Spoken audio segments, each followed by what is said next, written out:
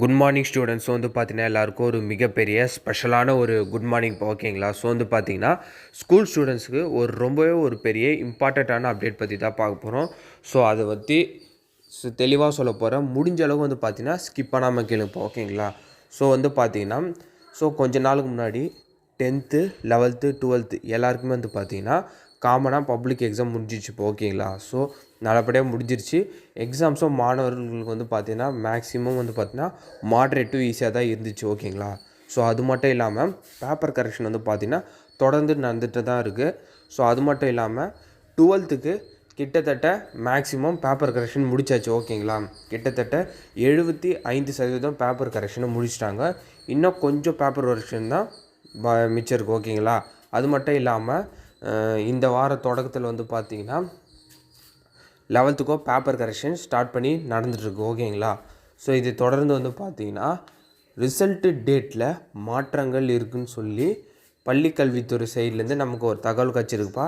இதுக்கான அதிகாரப்பூர்வ அறிவிப்பு கொஞ்சம் விரைவில் உங்களுக்கு கிடச்சிரும் ஓகேங்களா. அது என்னன்னு வந்து பார்த்திங்கன்னா ஏற்கனவே பள்ளிக்கல்வித்துறையில் அறிவித்த தேதி வந்து பார்த்திங்கன்னா 12ஆம் வகுப்புக்கு வந்து பார்த்திங்கன்னா மே 9ஆம் தேதியும் 10ஆம் மற்றும் 11ஆம் வகுப்பு வந்து பார்த்திங்கன்னா மே 19ஆம் தேதி சொல்லியிருந்தாங்க.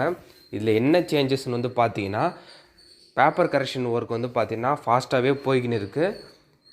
திட்டமிட்ட தேதிக்கு முன்னாடி பேப்பர் கரெக்ஷன் ஒர்க்கெல்லாம் முடிஞ்சிருச்சுன்னா ரிசல்ட்டு வெளியிடுற தேதியிலையும் மாற்றங்கள் கட்டாயம் இருக்குதுன்னு சொல்லியிருக்காங்க. அதாவது தாமதமாக வெளியாகாது, கொஞ்சம் முன்கூட்டியே வந்து பார்த்திங்கன்னா உங்களுக்கு ரிசல்ட்டு வெளியாகும்னு சொல்லி எதிர்பார்க்கப்படுது ஓகேங்களா.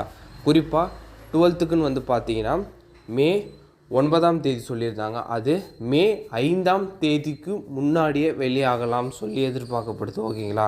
அது மட்டும் இல்லாமல் 10th 11th வந்து பார்த்திங்கன்னா மே 15ஆம் தேதிக்கு முன்னே வெளியாகலான்னு எதிர்பார்க்கப்படுது ஓகேங்களா. இதுக்கான அதிகாரப்பூர்வ அறிவிப்பு வந்து எப்போ எதிர்பார்க்கலான்னு வந்து பார்த்திங்கன்னா மே கிடையாது, ஏப்ரல் லாஸ்ட் வீக்கில் நீங்கள் எதிர்பார்க்கலாம். அதாவது மேபி இன்னும் ஒரு 1 வீக்கில் வந்து பார்த்திங்கன்னா இதுக்கான அதிகாரப்பூர்வ அறிவிப்பு கட்டாயம் வெளியாகும் ஓகேங்களா. ஸோ ஸ்டூடெண்ட்ஸுக்கு வந்து பார்த்திங்கன்னா கொஞ்சம் முன்னே ரிசல்ட் வெளியாகிறது நல்ல விஷயந்தான் ஓகேங்களா. நிறைய ஸ்டூடெண்ட்ஸு ரிசல்ட் எதிர்பார்த்துட்ருக்காங்க.